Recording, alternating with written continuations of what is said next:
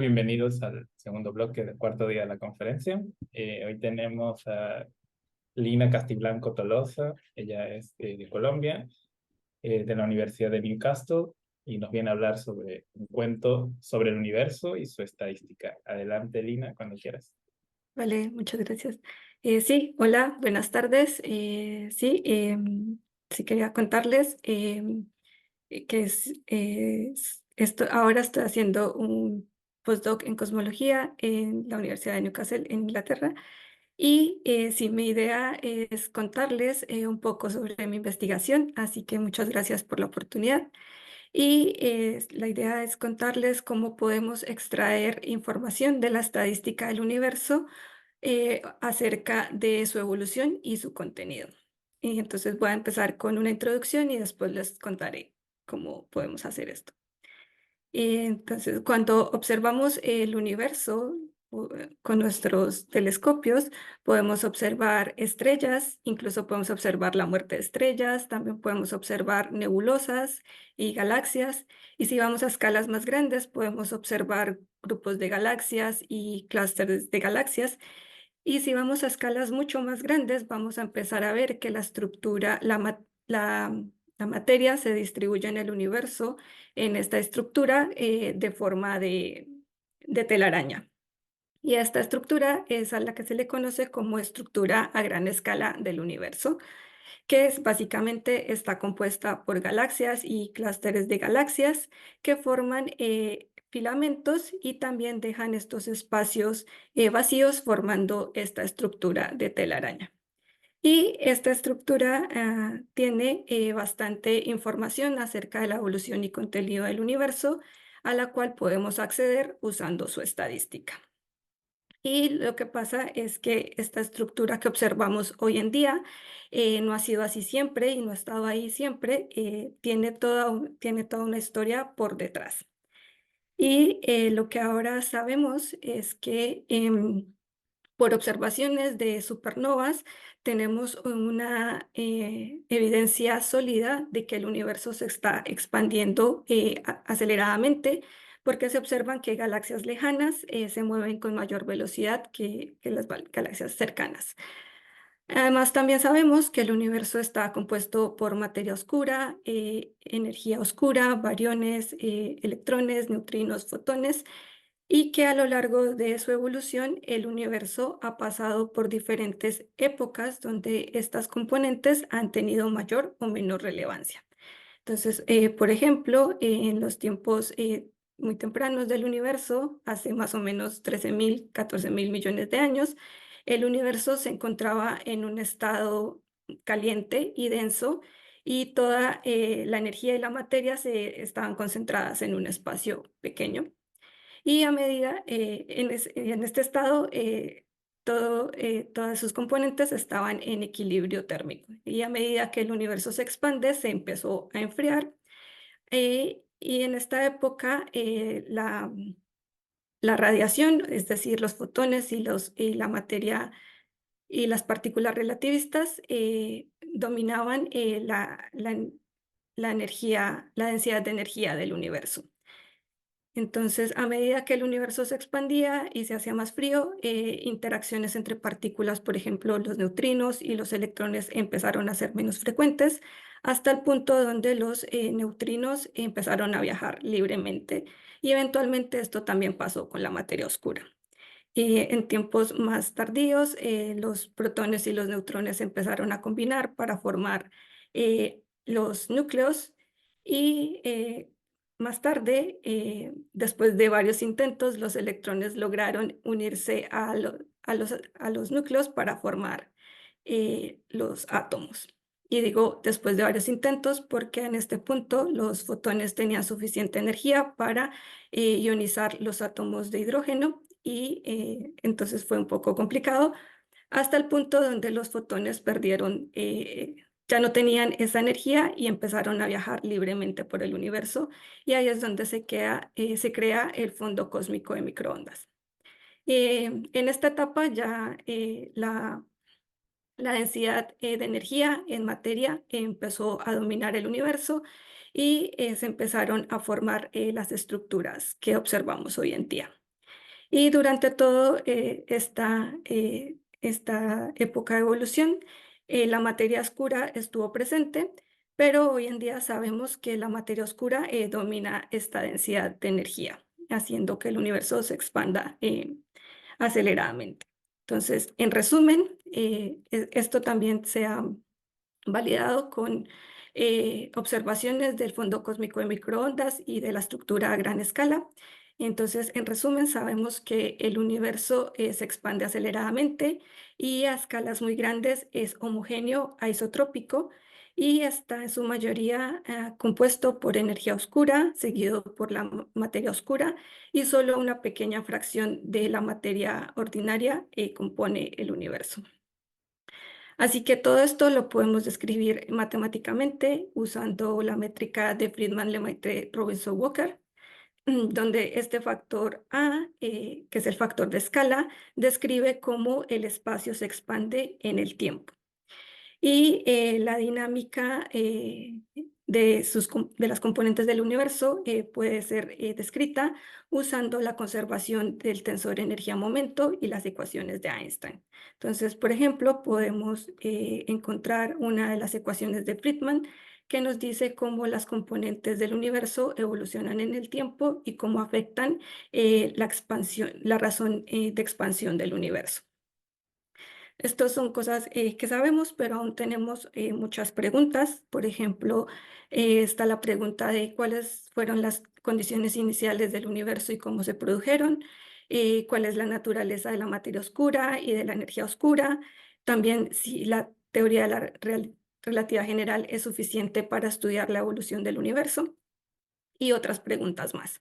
Pero en mi investigación me he enfocado más en la primera pregunta sobre las condiciones iniciales y he tratado de obtener información acerca de esto usando las estadísticas de la estructura a gran escala. Y lo que pasa aquí es que las galaxias en el universo siguen las mismas leyes de la física, entonces están correlacionadas las unas con las otras. Así que podemos medir estas correlaciones entre esas galaxias. Por ejemplo, podemos considerar correlación entre dos galaxias que están separadas una distancia dada, pero para tener una estadística precisa necesitamos tener una muestra grande de galaxias, así que necesitamos considerar una muestra grande de pares de galaxias que están separadas por la misma distancia. Y también podemos medir correlaciones con tres galaxias o podemos medir cuál es la probabilidad de tener cierta densidad de materia en un volumen dado. Así que estas estadísticas se pueden medir usando las observaciones de los telescopios, pero también las podemos modelar o predecir usando simulaciones. Entonces, estos modelamientos usando las simulaciones son bastante útiles para comparar con las observaciones y extraer la información. Así que ahora sí les voy a explicar cómo podemos modelar estas estadísticas para poder extraer información de ellas.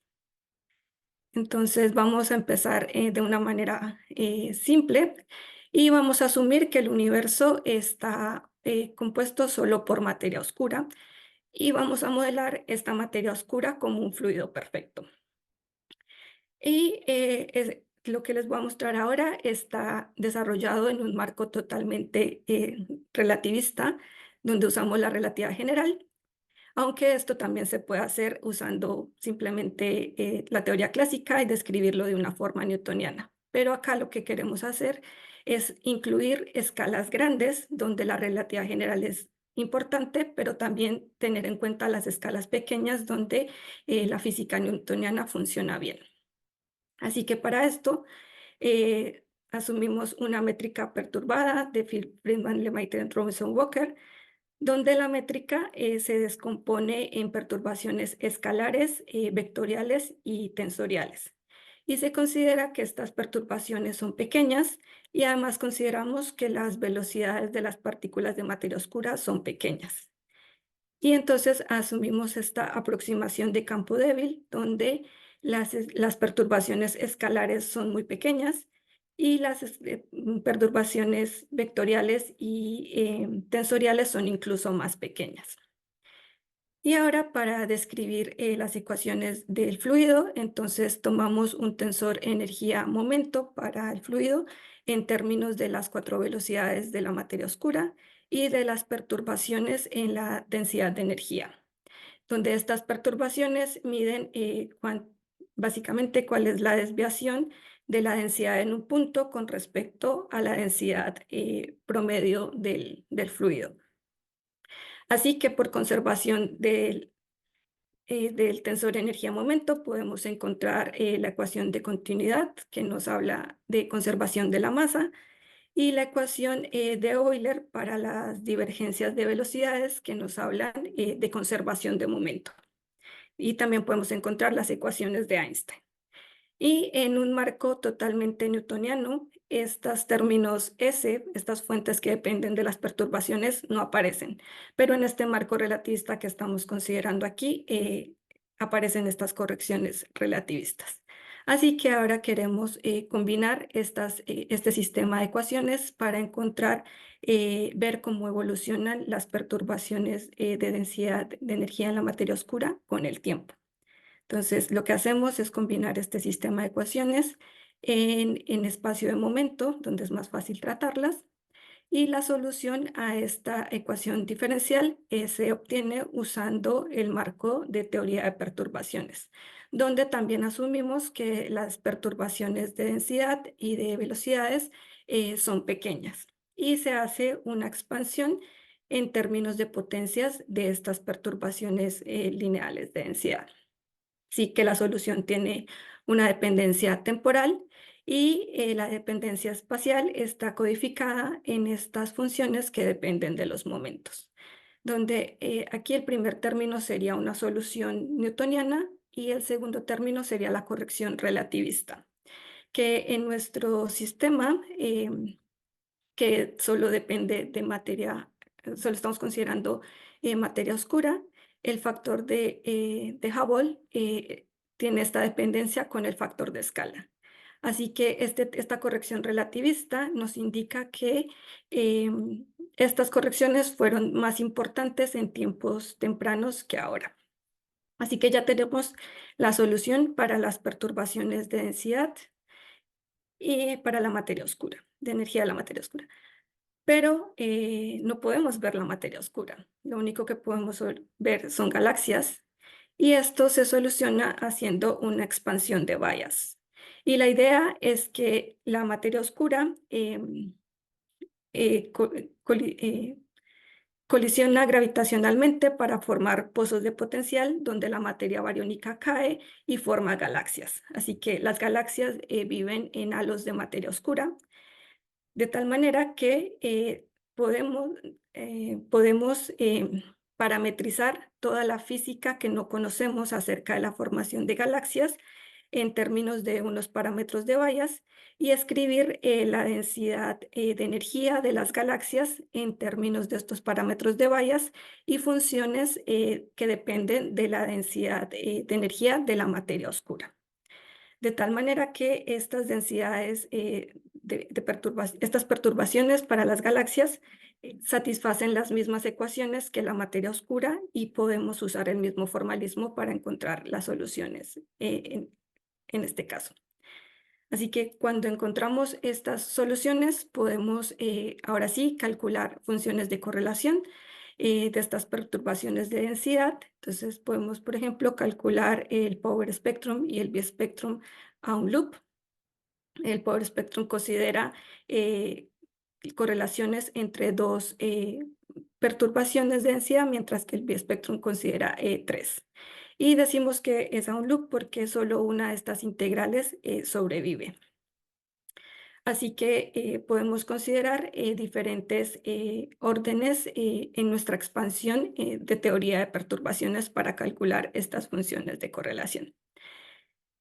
Y de ahí podríamos extraer la información. Así que, ¿cómo podríamos extraer la información sobre las condiciones iniciales? El asunto es que necesitamos ir al pasado. Necesitamos también un modelo que nos diga cómo son estas condiciones iniciales y cómo se produjeron. Y para esto, el modelo más aceptado es el de la teoría de inflación, que provee un mecanismo para generar las condiciones iniciales. Y esta teoría de inflación predice o asume que existió una época antes de esta época donde el universo era denso y caliente, donde el universo se expandió de forma exponencial y acelerada. Y ahí se formaron estas condiciones iniciales. El problema es que hay varios modelos de la inflación y aún no sabemos cuál es el modelo correcto. Por ejemplo, tenemos la inflación con un solo campo, que es que la inflación fue conducida por un campo escalar que se mueve lentamente en un potencial. Entonces, este modelo predice que las condiciones iniciales que son perturbaciones primordiales del vacío que crecen debido a la expansión. Son condiciones iniciales gaussianas, adiabáticas e invariantes de escala, de tal manera que se pueden describir simplemente usando el Power Spectrum. Pero hay otros modelos que, por ejemplo, consideran inflación con más de un campo o consideran interacciones de este campo escalar o consideran un vacío no estándar. Y estos modelos predicen que las perturbaciones primordiales fueron no gaussianas. Entonces, también necesitamos una forma de discriminar entre estos modelos. Y la tenemos porque podemos usar las relaciones de consistencia, que son una consecuencia de las simetrías del espacio-tiempo. Y estas relaciones relacionan funciones de correlación de n puntos con funciones de correlación de n-1 puntos. Entonces, por ejemplo, en un límite, en el límite cuando uno de estos momentos va a cero. Así que aquí tenemos una función de correlación a 3 puntos en este límite que se relaciona con la función a 2 puntos. Y si consideramos el caso cuando las condiciones iniciales fueron producidas por un solo campo en la inflación, estas relaciones de consistencia nos dice que el biespectrum no puede tener términos divergentes de esta forma para las perturbaciones primordiales o de esta forma para las perturbaciones de materia oscura en el universo tardío. Así que si se llega a encontrar alguna violación, es decir, que se llega a encontrar alguna de estas divergencias de las relaciones de consistencia, eso indicaría que la inflación con un solo campo no es posible y queda descartada. Entonces, tenemos esta forma y eso nos dice también que el biespectrum es un buen observable para detectar estas no gaussianidades primordiales. Y podemos estudiar esto en diferentes configuraciones. Por ejemplo, el biespectrum depende de 3 escalas y estas 3 escalas forman un triángulo cerrado. Así que podemos considerar diferentes configuraciones de este triángulo para extraer información del biespectrum.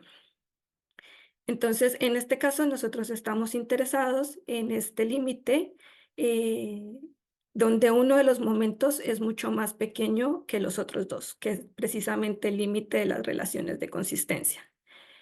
Y entonces podemos parametrizar esta no gaussianidad primordial en términos de este factor que mide estas desviaciones en el biespectrum.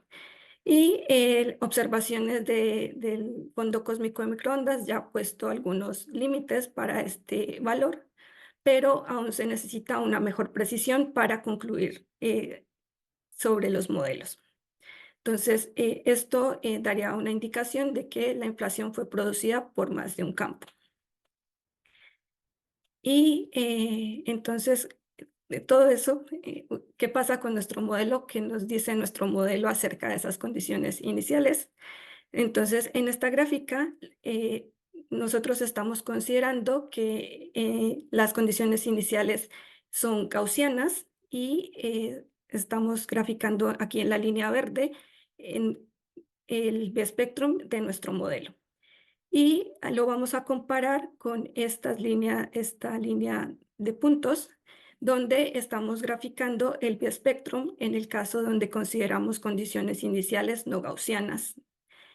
Y vemos que tienen el mismo comportamiento a escalas grandes. Entonces, lo que podemos concluir de acá es que el biespectrum del tiempo tardío también se comporta igual, tiene la misma información que si consideráramos condiciones iniciales no gaussianas. Entonces, sí es importante tener esto en cuenta para no confundir las dos señales.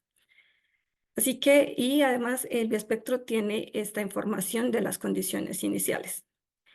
Pero aún para saber cuánta información tiene, necesitamos otra herramienta. Así que necesitamos la covarianza, la covarianza estadística del, del Power Spectrum y del Bay Spectrum. Entonces, estas covarianzas tienen información acerca de la correlación entre diferentes modos de Fourier en estas estadísticas, y también tienen información acerca de errores sistemáticos que se pueden hacer con las mediciones. Y lo que ocurre generalmente es que estas covarianzas estadísticas se pueden medir usando o estimar usando simulaciones de muchos cuerpos.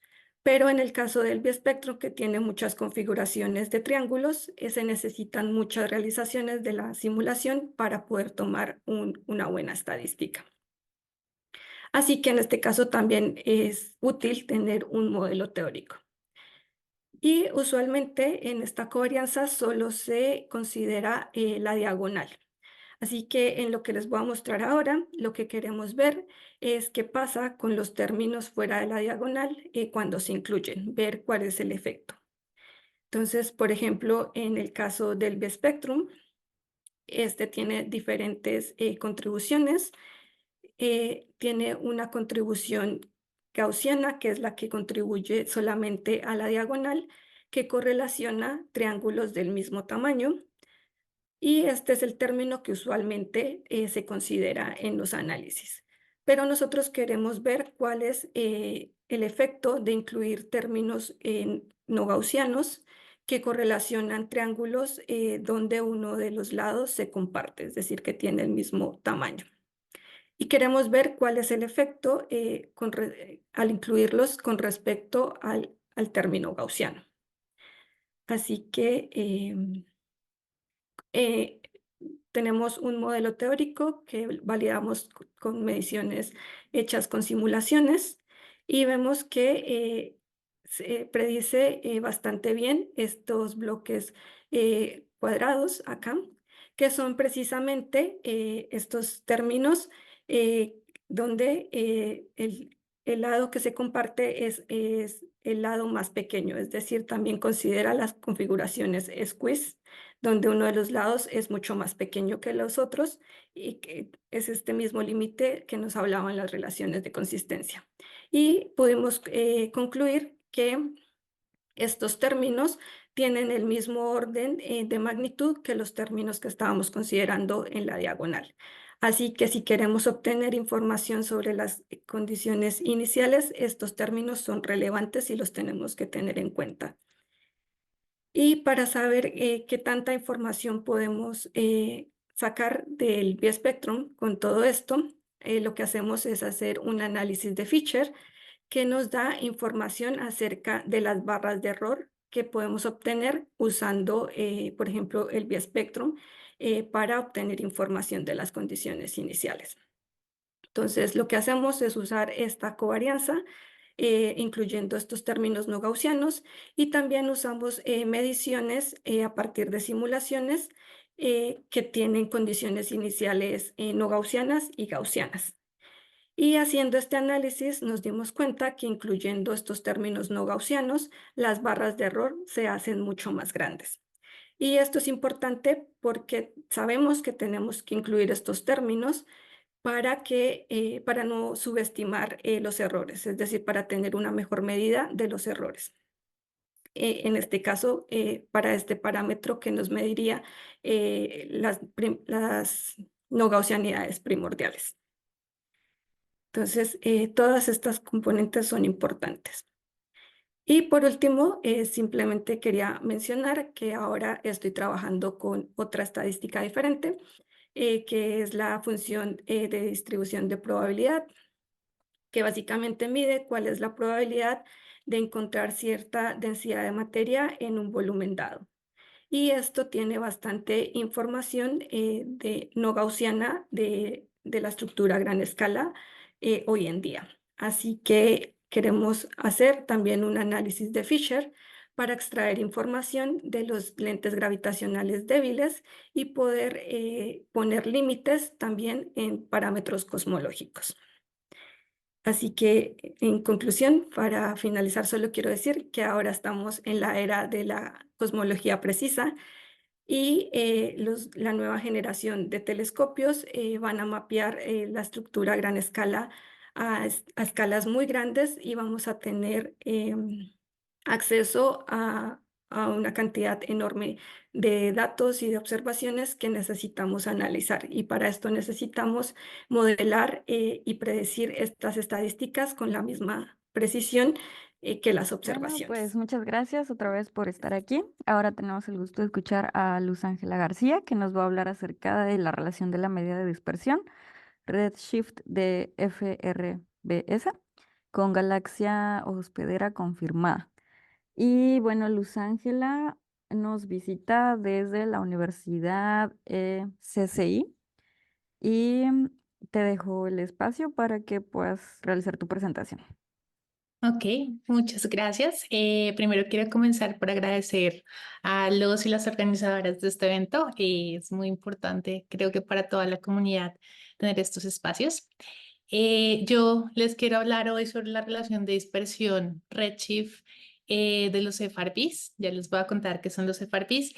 Y pues estos redshift que estos FRBs de los que les voy a contar, sabemos de dónde provienen, pero pues vamos a ver que esto es como un problema recurrente cuando hablamos de este tipo de objetos astronómicos. Entonces, primero quiero comenzar como haciendo una introducción de qué es un FRB. FRB es el acrónimo para Fast Radio Bursts o estallidos de radio que ocurren muy rápidamente. Son objetos cosmológicos de los cuales tenemos bastante información, sin embargo, no conocemos por qué se originan, cuál es el objeto astronómico que da lugar a estos estallidos tan rápidos. Y pues aquí en particular les estoy mostrando en la izquierda lo que creemos que es el espectro de este tipo de objetos, que como su nombre lo dice, se detectan esencialmente con antenas de radio. Este que ven ahí a la izquierda es uno de los tantos FRBs que hemos medido. Y a la derecha tenemos un diagrama de cascada o waterfall, como lo suelen denominar, donde tenemos pues su duración en el eje X y la frecuencia a la cual se detectan en el eje Y. Si se dan cuenta, tenemos muchas señales de radio conjuntas, incluidas algunas emisoras seguramente locales, señales de celular, etcétera. Pero en particular nos interesa ver esta línea como diagonal que aparece en todas las frecuencias y que nos está dando cuenta de un evento muy rápido. Si se dan cuenta, pues digamos que la señal se extingue en casi un segundo.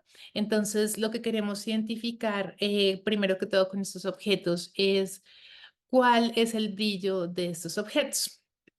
Entonces, permítanme dar un poco más de contexto. El diagrama de la izquierda es nuevamente este diagrama de waterfall que se ve aquí un poquito más tenue que en el anterior. Y si se dan cuenta, el flujo que ocurre cuando se produce este FRB, este estallido, es muy intenso. Tenemos del orden de algunos Jansky, aunque han encontrado otros FRBs mucho más brillantes. Y además de que son objetos muy brillantes, pues, o eventos muy brillantes, eventos transientes, tienen una duración muy corta de, en promedio, unos milisegundos. Entonces aquí tenemos varios eventos transientes, eventos que en principio ocurren una vez en el cielo. Tenemos FRBs en la parte superior con bastante luminosidad. Tenemos pulsos, púlsares y otros objetos que aunque ocurren en las mismas bandas de radio o aproximadamente las mismas bandas de radio, definitivamente son mucho menos brillantes y de una duración más larga. Entonces, pues de hecho, el origen de los FRBs ocurrió, o bueno, más bien la primera observación ocurrió porque se estaban mirando objetos, se estaban buscando púlsares y sin embargo se encontraron estos picos de intensidad lumínica provenientes de diferentes partes del cielo y primero se pensó que de pronto fuera un error en la forma en que se estaban midiendo los púlsares, pero pues después nos dimos cuenta de que efectivamente eran otro tipo de objetos transientes que no correspondían a púlsares. Entonces, primero que todo, pues planteamos la pregunta de qué es lo que genera, cuál es el origen de los FRBs y la respuesta es muy simple, no lo sabemos. Sabemos que son objetos transientes que en principio no tienen como una regularidad en el cielo como si lo son la luna y los planetas que en general podemos verlos en ciertas épocas del año. Pero estos objetos en principio ocurren una vez. Hemos identificado unos que se repiten en la misma posición del cielo, pero no sabemos bien ni qué es lo que los origina, ni tampoco por qué se producen esta segunda categoría de objetos que se repiten. Lo que sí sabemos hoy en día es que ocurren más o menos unos 1000 FRBs al día distribuidos aleatoriamente en el cielo. Y pues esta es una de las motivaciones para estos grandes programas como SHIME o FAST, que ya tuvo primera luz en China, para poder identificar estos FRBs en tiempo real. Entonces existen muchos programas que lo que hacen es tener como una alerta temprana, posicionar los telescopios y, si es posible, posicionar también telescopios ópticos que nos permitan reducir el área en el cielo donde están ocurriendo estos eventos. Aquí lo que tenemos es, digamos que ese diagrama de cascada que les he venido contando y este fue para el primer FRB detectado, que fue detectado en el 2007 por Duncan Lorimer y su equipo. Y como les digo, ellos era básicamente buscando objetos como tipo pulsar.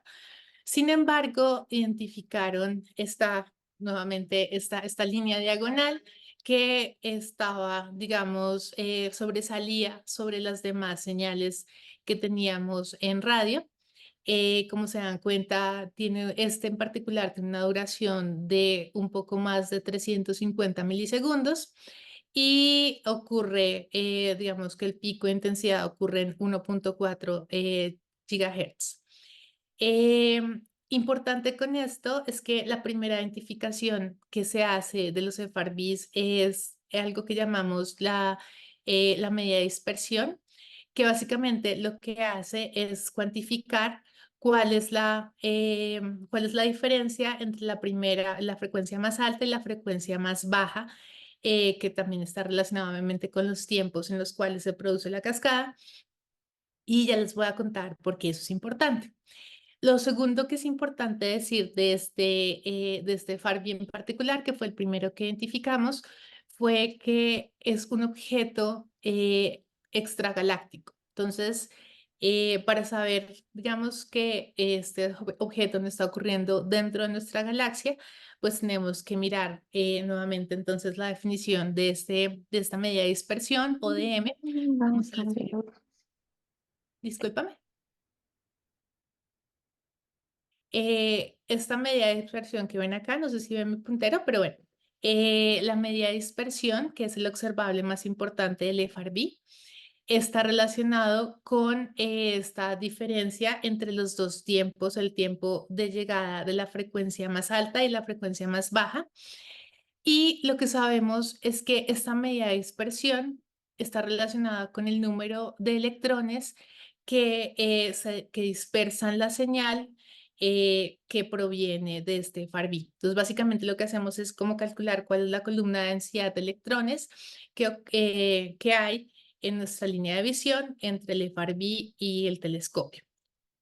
Eso quiere decir que si nosotros podemos hacer un buen conteo del número de electrones que hay entre la posición del cielo donde ocurrió el FARB y el telescopio, el radiotelescopio, pues tendríamos una muy buena medida de la medida de dispersión. Entonces, de la forma que se hace observacionalmente es que se miran estas dos frecuencias, la más alta y la más baja, pero también podemos hacer un modelado con simulaciones e identificar cuántos electrones o, digamos, cuál es la columna de densidad de los electrones que están ocurriendo. De esta manera se pudo determinar primero que este FARB, el primero que se detectó, no podía estar ubicado dentro de nuestra galaxia porque teníamos un exceso de electrones con respecto a lo que se esperaría desde cualquier dirección del cielo. Y pues efectivamente, esta es como una primera idea de cuál es la distancia real que tiene el FARB. Entonces, como les digo, el observable es la medida de dispersión. Lo que observamos es efectivamente ese retraso entre las dos señales, la de frecuencia más alta y la frecuencia más baja. Y pues se puede cuantificar con tres términos esencialmente. ¿Cuál es la medida de dispersión debida a la Vía Láctea una vez que la señal ingresa a la Vía Láctea? ¿Cuánto es debido al medio intergaláctico?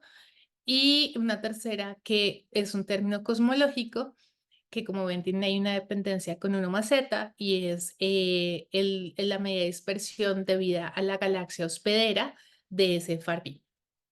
Entonces, lo que nosotros hicimos, ese es un trabajo que estoy haciendo en colaboración con un investigador de otra universidad, lo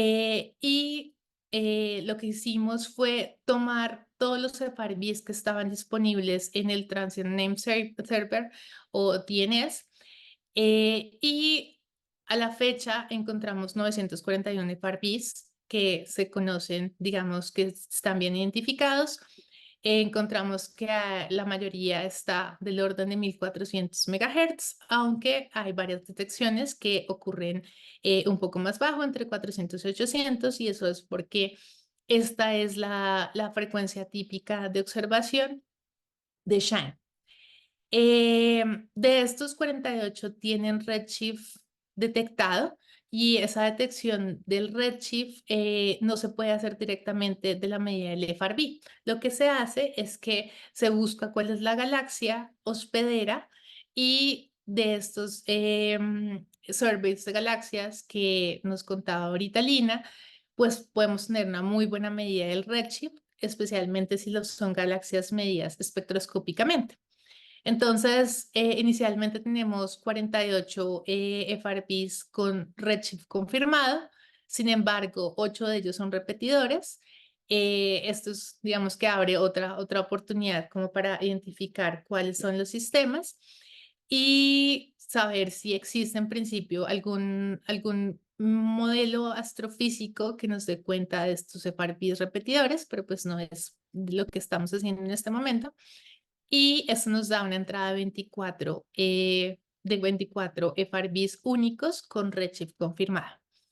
Este que les pongo ahí, que se detectó en 2024, ya tiene un redshift confirmado. Sin embargo, muchas de sus propiedades físicas aún no se encuentran completas. Entonces, por eso no lo estamos usando dentro de nuestra muestra. Tenemos, entonces, como les digo, para el 24 de febrero se tenía una lista como esta, donde tenemos posición del cielo, NRA-ID, la media dispersión y un error en la media dispersión, la referencia de la cual estamos usando para identificar las propiedades del FRB, el redshift del host y también el error cuando está reportado. Tenemos también una medida de si es repetidor o no, y el pico del flujo y también cuál es la duración en milisegundos. Entonces, esos 24 que les estoy mostrando están identificados en rojo en el diagrama que les muestro acá. Los que están en gris son FRBs públicos, sin embargo, estos la mayoría no tienen un redshift detectado porque todavía no hemos confirmado cuál es la galaxia de la cual proviene este objeto transiente. Y lo que nosotros hicimos fue tomar esta muestra de FRBs confirmados y proponer una serie de modelos que nos permitirían, en principio, tener una relación entre la media dispersión y el redshift. Entonces, lo primero que se hace es proponer un modelo lineal para estas dos variables. Tiene un antecedente que es la relación de Macquark, que es la que ven ustedes en rojo oscuro. Y Cuy en el 2022 ya había hecho también una actualización con un poco más de 12 datos. Y lo que nosotros hicimos fue primero proponer esta regresión lineal en la cual pues tenemos ahí los valores reportados. Interesante de esto es que la pendiente que se encuentra en este primer modelo es muy parecida a la pendiente que se estableció con la relación de Macquark en el 2020, a pesar de que ellos usaron un poco más de 8 datos. Entonces, esto nos da confianza de que efectivamente esta es una muy buena forma de describir la relación de dispersión entre el redshift y la media dispersión.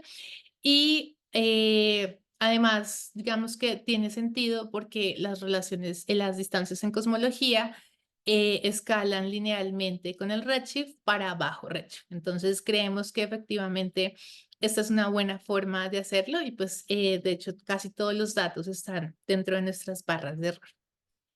El segundo modelo es un modelo log parabólico que en principio no tendría como, no sería como lo más intuitivo a primera aproximación. Sin embargo, pues sabemos que estos términos que les mostré por acá, la media dispersión del medio intergaláctico corresponde a algo así como al 30%. Entonces, y esa media dispersión se ha calculado con diferentes simulaciones cosmológicas y cumple justamente una relación logarítmica, parabólica con la media dispersión. Entonces, nosotros usamos esa aproximación de que el 30% de la media dispersión estuviera justamente asociada al medio intergaláctico e hicimos esta parametrización. Esta parametrización, digamos que es el resultado de la comparación con modelos como MAIS, Ramses, Illustris TNG e Eagle. Y pues, como se dan cuenta, funciona bastante bien. Sin embargo, tiene algunos problemas para Redshift grande, porque justamente digamos que no se pierde un poco del poder predictivo del modelo debido a que pues tenemos esta aproximación del 30% del DM observado. Nuestro tercer modelo es una ley de potencias, entonces este también ha sido un modelo ya que ha sido considerado por Zhang y Wang y Xu.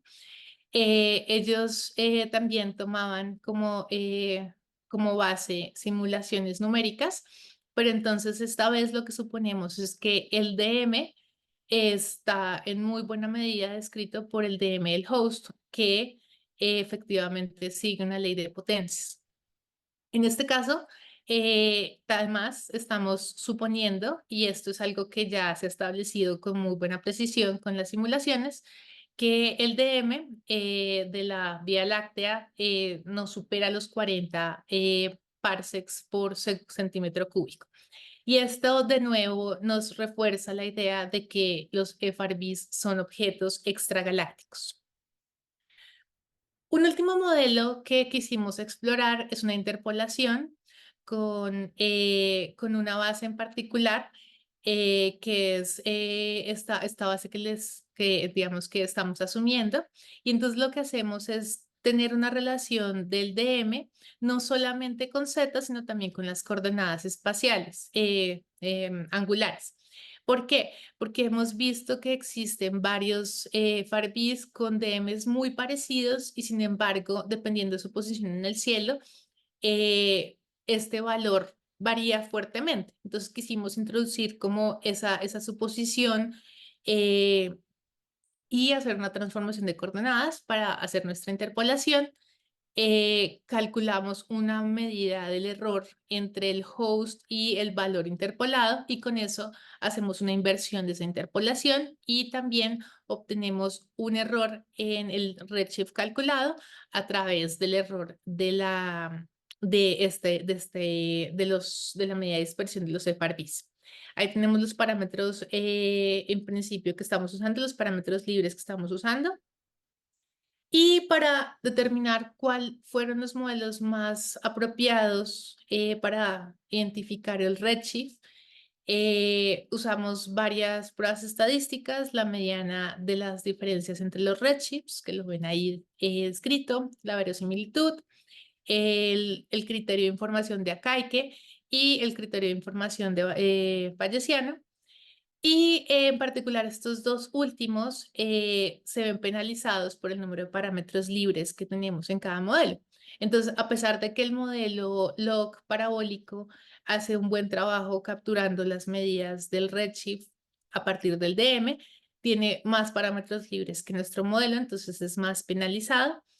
Y pues todos además pues dependen, digamos, estos dos criterios dependen fuertemente de la verosimilitud.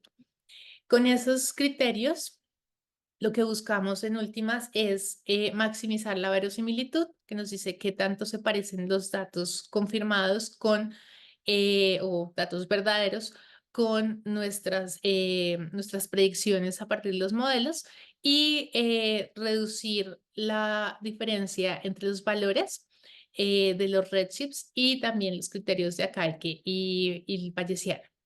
Entonces, de acuerdo con esas requerimientos adicionales, lo que encontramos es que el modelo que mejor funciona en este caso es el modelo D, que sigue, digamos que está muy cerca también con el modelo C y el modelo A. El modelo B pues se ve fuertemente penalizado porque tiene más parámetros libres y pues digamos que entendemos que esto es un resultado directamente de lo que digamos de que estamos asumiendo este supuesto de que el DM observado es solamente el 30% del DM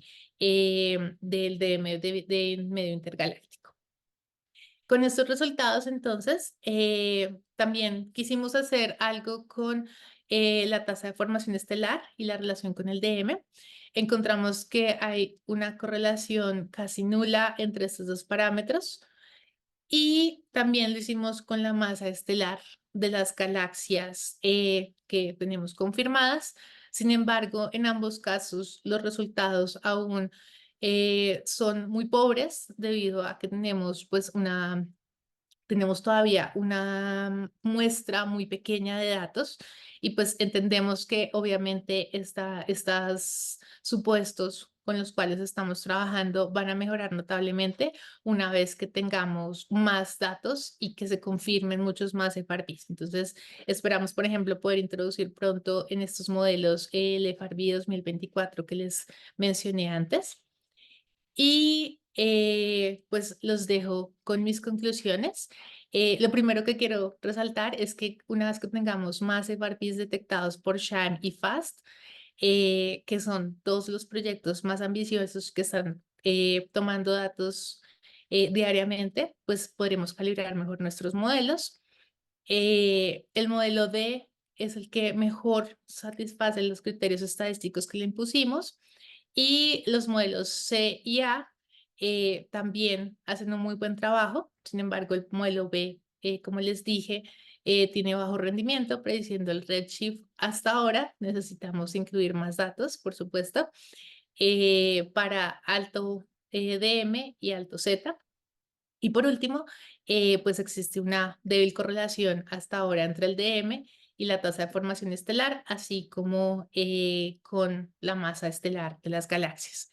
Entonces, pues nuestra idea será seguir actualizando esto una vez que tengamos más datos públicos. Gracias. Te presento. Bueno, tenemos el gusto ahora de escuchar a Daniela Grandón, que nos va a hablar acerca del efecto lente gravitacional débil desde la cosmología a la ciencia de datos. Ella nos visita desde la Universidad de Leiden. Y pues muchas gracias por estar aquí, Daniela, y la plática es toda tuya. Ya, súper. Muchas gracias. Bueno, sí, visito desde Leiden, pero soy chilena, por eso estoy dando una plática en esta conferencia. Muchas gracias por, bueno, la oportunidad de dar esta charla. Eh, yo voy a hablar de cosmología y de ciencia de datos, más que nada desde el punto de vista cómo podemos hacer una sinergia entre ambas áreas del conocimiento. No voy a entrar en tantos detalles de cosmología ni de ciencia de datos, pero me gustaría darles una idea de todas las aplicaciones que se pueden hacer, principalmente en el contexto de los surveys o las encuestas de galaxias como Vera Rubin Telescope o el satélite Euclid, que, bueno, en unos 2 años más nos darán más información o más pistas sobre el modelo cosmológico. Entonces, muy brevemente, un contexto. Básicamente, la cosmología moderna consiste en estudiar la evolución del universo desde sus etapas más tempranas. ¿Se ve el cursor? Sí, Sí. sí se ve. Ya. Entonces, queremos estudiar la evolución del universo, la dinámica de las estructuras del universo.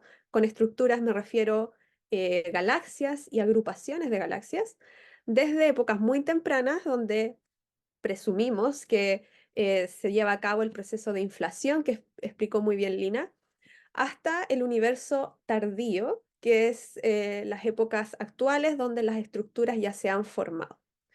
Entonces, el modelo cosmológico de concordancia que logra dar una explicación teórica y fenomenológica a esta situación es el modelo Lambda Cold Dark Matter, Lambda CDM, que también se explicó hoy día en las primeras clases sobre cosmología y partículas. Y básicamente nos permite tener un modelo que haga predicciones sobre la evolución de las estructuras. ¿Y por qué este modelo ha sido tan exitoso? Porque incorpora 3 componentes que son muy misteriosas, que no tenemos todavía, no podemos determinar la naturaleza de estas 3 componentes, pero sin embargo ayudan a poder fitear los datos, básicamente. Entonces, el primer componente, que también lo explicó Lina, es inflación, ¿cierto? Inflación para el contexto de esta charla es importante porque provee las semillas iniciales, las perturbaciones iniciales, que luego evolucionan en las estructuras que vemos hoy en día. Y materia oscura, energía oscura, que no sabemos lo que son. La energía oscura es lo más reciente, se incorpora en el modelo en los años 90, finales de los años 90, y que lleva al universo a una época de expansión acelerada. Entonces, el modelo Cold Dark Matter básicamente descansa en estas 3 patas de la mesa, donde además basamos nuestra teoría de gravitación en la teoría de Einstein, la teoría de la relatividad general y en el modelo estándar de la física de partículas. Entonces, gran parte de la investigación científica trata de investigar qué partícula podría explicar la fenomenología de la materia oscura, y lo mismo para la energía oscura, aunque yo creo que eso es harto más complicado. Y bueno, estamos en la era de la cosmología de precisión. ¿Qué significa eso? De que estamos teniendo datos con una calidad, con una señal a ruido que, bueno, marca un precedente. Y, por ejemplo, podemos acá comparar cómo ha evolucionado la precisión de los datos de la radiación cósmica de fondo, el CMB. Entonces, el CMB en las primeras mediciones con satélite, que son las que se han usado para poder hacer estudios de cosmología, son las que están aquí a la izquierda, del año 92, el satélite COBE. Vemos que a medida que pasa el tiempo tenemos 2 nuevos satélites y que vamos resolviendo las escalas más pequeñas mucho mejor, de manera más precisa, de manera más fina. Y si vemos el 2003 y comparamos con el 2013, el satélite Planck, que de hecho ya tiene los últimos datos recientemente, hemos podido resolver cómo es esta radiación, cómo es esta temperatura de fondo en el universo y cómo esta temperatura varía desde lugares donde es más caliente a lugares donde es más frío. Entonces, primero, precisión en la radiación cósmica de fondo, pero también en los parámetros cosmológicos. Nosotros lo que queremos hacer básicamente es estimar los parámetros que determinan la dinámica del universo y su evolución. Y uno de ellos es el factor de Hubble o la constante de Hubble, que mide básicamente la tasa de expansión del universo hoy día. Entonces, si ustedes miran en los años 30, más o menos, nuestras estimaciones del parámetro de Hubble variaban un montón, con unas barras de error terribles, y podemos ver que teníamos una incerteza desde 200, un número de 200 que podía variar cuánto era la constante Hubble, y ya con el paso del tiempo hemos podido desarrollar mejor tecnología, mejores telescopios, y hemos podido además recopilar mucho más datos, ¿cierto? Tenemos datos de distintas longitudes de onda, espectroscopía, fotometría, y eso nos ha permitido estimar esta tasa de expansión de manera mucho más precisa. Entonces, distintos experimentos convergen a que la tasa de expansión hoy varía entre 66, 67 kilómetros por segundo por megaparsec hasta 74 aproximadamente. Ahí hay una tensión, no se sabe muy bien cuál es el valor exacto, pero bueno, eso es otro tema. Y uno de los observables o una de las observaciones astronómicas que es muy útil y ha sido muy útil para la cosmología y que también va a abrir una ventana nueva para la cosmología de precisión es el efecto lente gravitacional débil. ¿En qué consiste? Básicamente tenemos galaxias de fondo, ¿cierto? Que están distantes. Estas galaxias tienen una forma determinada, más redondas, más elongadas, y emiten luz, ¿verdad? Y esta trayectoria que sigue la luz hacia el telescopio se ve perturbada o distorsionada debido a la presencia de estructuras masivas, que básicamente son galaxias o cúmulos de galaxias que generan estos potenciales gravitacionales. Y como la luz se mueve por la geodésica del espacio-tiempo, entonces se distorsiona acorde a las distorsiones que hay en el espacio-tiempo. Entonces podemos ver que, por ejemplo, las galaxias de fondo, esta que está aquí, es más bien redondita, pero debido a que tenemos este efecto físico, debido a las potenciales gravitacionales, a la materia existente, tenemos entonces una galaxia que las observamos elongada. Y este efecto, esto es una manera exagerada de verlo, en realidad este efecto puede alterar la forma de las galaxias en un 1%. Entonces, pero está en todas partes y como podemos ver en este gráfico a la derecha, en esta animación lo que tenemos es distintas galaxias por puntos celestes o azul, y todo lo rojo o naranjo es básicamente las estructuras que hay entre la galaxia y nuestro telescopio, que son muchas estructuras, entonces esta trayectoria de la luz se ve constantemente distorsionada. ¿Y qué usamos para medir la forma de las galaxias? Es la elipticidad. Entonces, en esta ecuación podemos ver que la elipticidad observada está dado por este epsilon a la izquierda y va a ser igual a la elipticidad de de la fuente, o sea, la original, la intrínseca de la galaxia, más una distorsión que viene de este efecto de lente gravitacional. Esto se llama shear, pero es básicamente el efecto del lente gravitacional débil. Entonces, vamos a observar las galaxias con una elipticidad ligeramente distinta de la original. Y quisiera mostrar este cartoon también para promocionar el trabajo de una colega, Jessie Moore, que hace animaciones, además de cada vez que hay un paper, ella saca una animación hecha por ella misma. Entonces aquí podemos ver en azul cómo se debería ver la galaxia, que son estas que están acá, son galaxias espirales, si no hubiese este efecto de lente gravitacional débil, y luego cómo cambia esto debido a que tenemos distorsiones en la trayectoria de la luz. Entonces ahora las galaxias se ven más elongadas, también se pueden ver magnificadas, y básicamente este efecto es débil, entonces para poder captarlo de manera robusta estadísticamente necesitamos observar millones y millones de galaxias. Ahora, esto supone un montón de desafíos, muchos desafíos, ya que como les comenté, es un efecto débil, del orden del 1%, y las galaxias en su mayoría no son perfectamente redondas, pueden tener una elongación intrínseca. Entonces, este efecto shear lo que hace es agregar una elongación adicional. Y como es un efecto débil, se puede ver también diluido o se puede esconder detrás de otros efectos que pueden distorsionar la forma de la galaxia, por ejemplo, la turbulencia de la atmósfera. Eso hace que todas nuestras imágenes estén distorsionadas de una manera automática. Cuando estamos trabajando con telescopios, cuando estamos trabajando con satélites, es otra la situación, pero además tenemos efectos que vienen de la electrónica dentro del telescopio y otros efectos que vienen del detector también. Entonces, si esta fuese la galaxia con su forma original, lo que vemos debido al shear o a weak lensing es esta elongación, pero dado que usamos telescopio, un sistema óptico que tiene una respuesta a la luz, la galaxia se va a ver más difusa, porque es el efecto de tener una cámara, básicamente. Y además está pixeleada debido a que estamos trabajando con un CCD, entonces al final lo que vemos es esto. Y como pueden ver, ya en el fondo determinar dónde están los bordes, entre comillas, de la galaxia ya es muy complicado. Entonces hay un montón de desafíos, de cosas que hay que controlar, efectos sistemáticos que hay que controlar, que hay que limpiar para poder obtener una señal física, que es la señal de weak lensing, más limpia. Y ya en este proceso hay un montón de aplicaciones de lo que es la ciencia de datos o machine learning, porque primero necesitamos manejar estos volúmenes de datos. Yo les dije que son millones de galaxias que usamos para este análisis.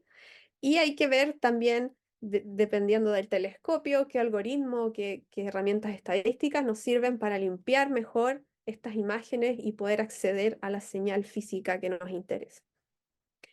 Y al final del día, como en cosmología, lo que queremos es poner cotas a los parámetros cosmológicos, es decir, determinar regiones donde es más probable que esté el valor real de, por ejemplo, la densidad de materia en el universo. Este parámetro te dice cuánta densidad de materia oscura más materia bariónica hay, y basado en los análisis de weak lensing, que es en azul, DES, el Dark Energy Survey, son galaxias que se observaron desde Tololo en Chile, podemos poner cotas a la densidad de materia en este rango, pero si observamos con Planck, que es un satélite de la radiación cósmica de fondo, vemos que este valor de la densidad de materia está ligeramente desplazada hacia valores más grandes. Entonces, básicamente necesitamos hacer esto de manera precisa, porque si tenemos un grado bastante insignificante, pero que haya un grado de discrepancia entre dos experimentos, para poder decir que hay algún problema con la física o no, necesitamos manejar todos estos efectos sistemáticos. Y por lo mismo, estamos construyendo, bueno, yo no, pero la comunidad está construyendo telescopios y satélites cada vez de una mayor tecnología, de una mayor precisión, con una óptica mejorada respecto a versiones anteriores, a telescopios anteriores. Y por ejemplo, tenemos el Dark Energy Survey, que como les comenté, son datos de galaxias de un telescopio que está en Tololo y que ya hizo sus observaciones. La cantidad de datos que pudimos recibir gracias a estas observaciones era 1 terabytes por noche. Esto es lo que se le llama Stage 3 Surveys. Y también el telescopio del Subaru, esto se llama Hyper Supreme Cam, es el nombre de la cámara que está dentro del telescopio Subaru. También ha podido dar una cantidad similar de datos por noche, pero tiene la particularidad de tener hasta ahora una de las mejores cámaras para poder observar el cielo. Y en el futuro tenemos los experimentos que están aquí. Entonces tenemos el satélite Euclid de la Agencia Espacial Europea, donde va a dar ligeramente menos datos, pero Euclid tiene la particularidad de que va a observar también con espectros, espectroscopía, otras longitudes de onda y no tiene el efecto de la atmósfera. Y por otro lado tenemos el telescopio de Vera Rubin en Chile, en La Serena, que se le llama el SST, al experimento de cosmología, donde vamos a tener 15 terabytes de datos por noche. Y esto sí que va a revolucionar la era de los datos, ya que vamos a hacer una película del cielo, literalmente. Por 10 años vamos a observar las mismas zonas una y otra vez y vamos a poder ver cómo cambian, por ejemplo, objetos que son transientes, como supernovas, objetos que cambian su magnitud en un periodo de tiempo finito que podemos observar, y nos va a permitir también ver más profundo, poder detectar más fotones de una misma galaxia y por ende observar más galaxias de las que ya tenemos. Y este telescopio también nos va a dar, nos va a interiorizar en la era del Big Data en cosmología.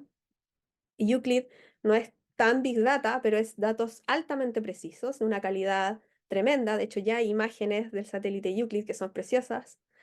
Y tenemos otros experimentos que los menciono porque también pueden ser usados y van a ser usados en cosmología, como el SKA, que son antenas que también van a medir otro rango de la longitud de onda. Entonces, esto ya transformó el panorama actual de la cosmología porque ya se está volviendo algo altamente interdisciplinario. Necesitamos manejar más herramientas aparte de la física teórica y la relatividad general para poder analizar estos datos.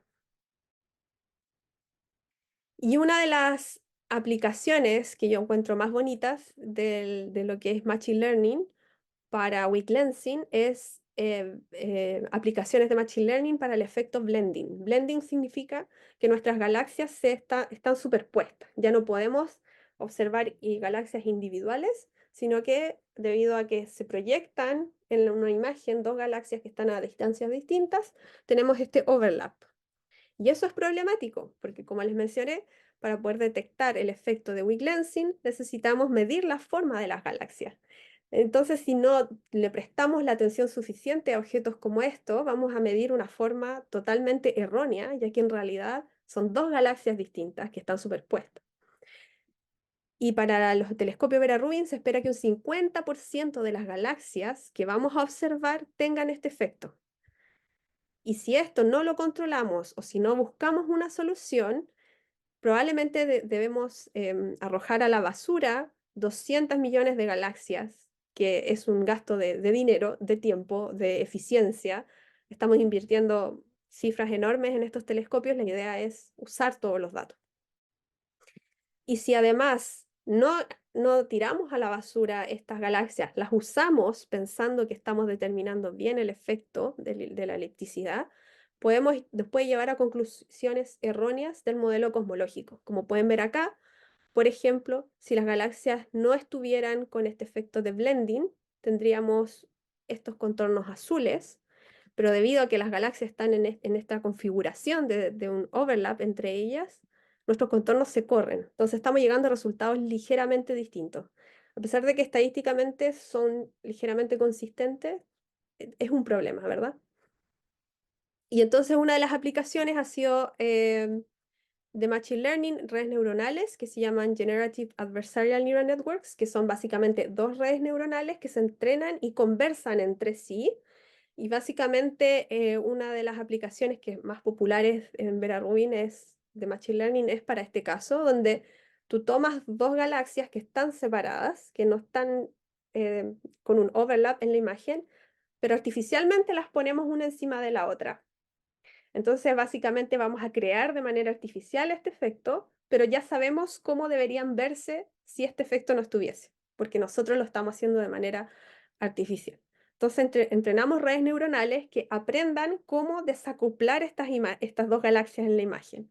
Entonces, por ejemplo, acá tenemos una galaxia espiral más azul, esta es otra galaxia que está más de frente, también espiral, artificialmente se juntan en una imagen y vemos qué tan capaz es el algoritmo, en este caso redes neuronales adversarias, de poder desacoplar las dos imágenes.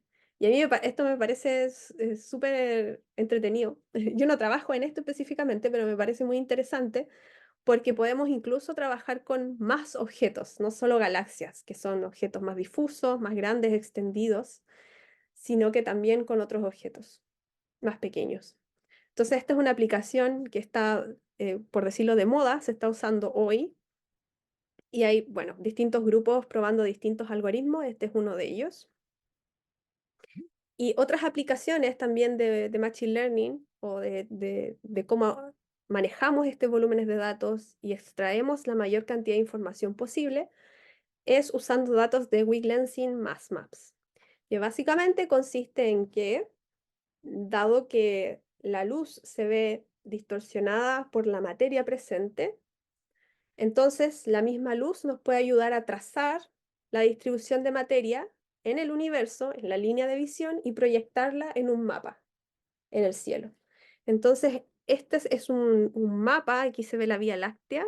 Esta imagen en verdad es más grande, se ve como toda la esfera eh, en coordenadas galácticas, pero puse una parte. Y es del Dark Energy Survey, entonces si observamos en una dirección vemos muchas galaxias, todas distorsionadas, y esa distorsión nos permite trazar la materia que provocó la desviación en la trayectoria de la luz. Entonces podemos hacer estos mapas de masa, materia oscura y materia bariónica, las dos produciendo este mapa de masa. Bueno, en honor al tiempo voy a saltarme los detalles, pero básicamente el weak lensing es un problema de scattering, ¿cierto? Tenemos acá un objeto lente, que es la materia, las estructuras masivas que desvían la luz. Y usando, bueno, varias cosas, ecuación de Poisson, podemos llegar entonces a una ecuación de lo que se llama convergencia, que básicamente traza esta masa como función de parámetros cosmológicos y en función de las inhomogeneidades en el universo, que también lo explicó Lina en su plática. Entonces podemos ver que todas estas inhomogeneidades, que son básicamente sectores masivos de potenciales de materia oscura y materia bariónica, generan entonces estos mapas de masa. Y esto es lo que se ve acá. Entonces las zonas más amarillas son zonas más masivas. Y una de las aplicaciones que tiene también el análisis de datos o Machine Learning en estos mapas es quitarle el ruido a los mapas, porque estos mapas vienen con un ruido intrínseco que viene del telescopio, que viene de los detectores y que viene también de un ruido del efecto lente mismo, que lo puedo explicar si es que hay preguntas al respecto, pero básicamente esto es lo que uno observa y lo que uno, la realidad en el fondo sin ruido sería esta. Esta es la verdad, o sea, cómo se vería el mapa sin ruido, pero este es el mapa con ruido añadido. Y el algoritmo, que es el mismo que presenté anteriormente de redes neuronales adversarias, produce una imagen que está parecida, no perfectamente, pero parecida, por eso una reducción de ruido, no removemos el ruido de manera completa, a la verdad. Entonces, este es el resultado de Machine Learning, este es lo que deberíamos obtener. Pero es una buena aproximación, siempre eso se testea, qué tan bueno es mi modelo. Esa es una de las aplicaciones. Y además podemos ver que las estadísticas que podemos obtener de estos mapas, por ejemplo, de estos mapas podemos calcular el power spectrum, el espectro potencia, o podemos calcular la PDF, que es lo que trabaja Lina, que nos mostró también. Podemos ver que el resultado real de, por ejemplo, la PDF es la línea negra, y cuando medimos esta misma PDF en nuestro mapa, que le quitamos el ruido, sigue súper bien la curva que debería seguir, que es la del mapa real, y no sigue la curva del ruido. Entonces, básicamente el algoritmo está extrayendo la información del mapa de manera correcta. Y también podemos seguir trabajando con estos mapas, y en particular yo trabajé con los datos de HSC, de este telescopio que les conté que está en Hawái, el telescopio Subaru. Tiene una cámara tremenda, muy buena, y por eso se considera ser un precursor de lo que va a observar el Observatorio Vera Rubin. La magnitud a las cuales van a llegar son ligeramente distintas, pero no mucho. Y entonces creamos, junto a mis colaboradores, estos son 2 papers ya publicados y este va a salir probablemente la próxima semana.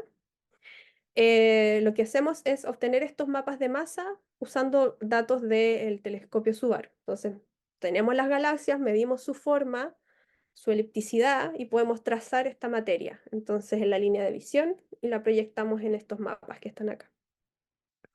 Este telescopio no observa toda la esfera, observa solo algunas zonas y por eso tenemos distintos parches. Y así se ven nuestros mapas. Entonces, básicamente lo que hacemos en este trabajo es extraer información de los mapas. Por ejemplo, podemos contar los peaks. Básicamente buscamos zonas donde hay más masa, donde en el fondo sabemos que hay estructuras más masivas. Y básicamente consiste en ir revisando cada píxel y contar aquellos píxeles cuyo valor es mayor a los 8 vecinos. Entonces ahí simplemente queremos trazar las estructuras más masivas y luego graficamos esto en una curva que ya les mostraré. Y estos mapas los vamos variando, los vamos aplicando una convolución con una gaussiana, que lo que hace es suavizarlos, ver cómo podemos ahí crear mapas nuevos que extraigan estructuras más finas o estructuras más grandes. Y también podemos medir las zonas más de vacíos o de voids, o zonas con menos densidad de materia. Entonces aquí buscaremos aquellas zonas que están más en morado o en violeta, que serían las zonas con donde hay menos cantidad de materia. Y en esta parte del análisis viene un desafío, y es que esto es un análisis morfológico casi del mapa, y no tenemos una herramienta analítica que nos permita hacer predicciones para esta estadística. Entonces lo que hacemos es usar Machine Learning, básicamente emuladores. Por temas de tiempo me voy a saltar los detalles, pero básicamente tenemos el likelihood, la función de verosimilitud, que también mostró Luz en la charla anterior. Y lo que queremos hacer es ver para qué parámetros cosmológicos disminuimos la discrepancia entre los datos, los peaks que observamos, y modelos teóricos de los peaks o de los mínimos. Entonces, lo que podemos hacer es entrenar una red neuronal o un proceso gaussiano o otro algoritmo que ustedes prefieran, que básicamente tome de input los parámetros cosmológicos y nos dé de output cómo se ven los peaks, por ejemplo. Esta es la forma que tienen cuando uno cuenta los peaks. Siguen esta curva para distintos valores de masa. Entonces podemos predecir para cualquier universo, para cualquier combinación de parámetros cosmológicos, cómo lucen los peaks. Y bueno, esta es una red neuronal la básica que se llama perceptrón. Básicamente tenemos una neurona, una función no lineal que nos permite adaptarnos mejor y aprender mejor el mapeo entre los parámetros cosmológicos y la estadística. Y los pesos son básicamente los parámetros libres del modelo no lineal. Entonces es un mapeo simplemente con una función no lineal y esto lo entrenamos. Y podemos tener modelos más complejos, que tengan más capas, más neuronas, más parámetros. Podemos tener millones de parámetros que estamos fiteando en una red neuronal que nos permita hacer predicciones de esta estadística. Y bueno, entrenamos un algoritmo. Básicamente podemos ver acá que si movemos el valor del parámetro cosmológico S8, que es como se aglomera la materia a cierta escala, la amplitud, podemos predecir los peaks y los mínimos y el power spectrum para distintos valores de los parámetros cosmológicos. Así que Machine Learning nos ayudó a hacer esta predicción de las estadísticas. Y podemos con eso obtener resultados de los parámetros cosmológicos. Entonces, acá está el resultado. Vemos que, por ejemplo, los peaks nos permiten tener constraints mucho más, o cotas mucho más precisas comparado a usar los mínimas, por ejemplo. Y este es otro resultado usando varias otras estadísticas, todas modeladas con Machine Learning. Así que, bueno, voy a parar acá. Básicamente les quería presentar algunas aplicaciones que se están viendo en Euclid, LSST, en Vera Rubin, de Machine Learning o de ciencia de datos para la cosmología. Hay una gran cantidad de aplicaciones que van más allá de lo que presenté, pero espero hayan quedado con un poco un sabor de lo que se viene y de las cosas que se están haciendo. Y si tienen preguntas, pueden contactarme a mi correo. Muchas gracias.